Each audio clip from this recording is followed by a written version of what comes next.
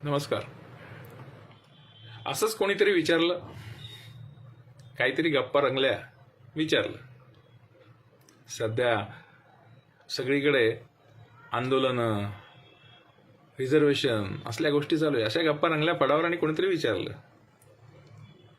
छत्रपती शिवाजी महाराज जर आपल्या आयुष्यात नसते किंवा छत्रपती शिवाजी महाराज आपल्याला माहीत नसते तर काय झालं असतं?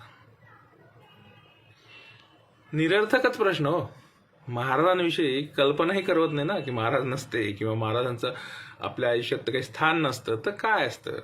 म्हटलं अरे असं उत्तर देता येणार नाही, मला लिहावं लागेल किंवा मला त्याच्याविषयी वाचन करून किंवा मला त्याच्याविषयी काहीतरी अभ्यास करून तुला चांगलं उत्तर द्यावं लागेल. असं कसं बोलू मी महाराज आयुष्यात नसते तर? कल्पनाच नाही करवत ना. म्हणून मला सुचलं आणि मग परत कागदावर उमटलं. सादर करतोय, शिवाजी महाराज आयुष्यात नसते तर. शीर्षक आहे कुलदैवत.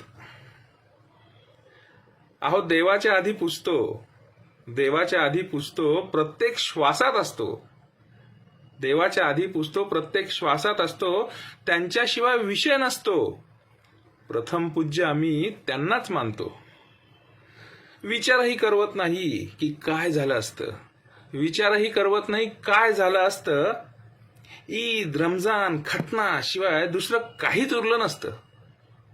दसरा, दिवाळी, गणपती हे सण फक्त इतिहासातील दाखले असते.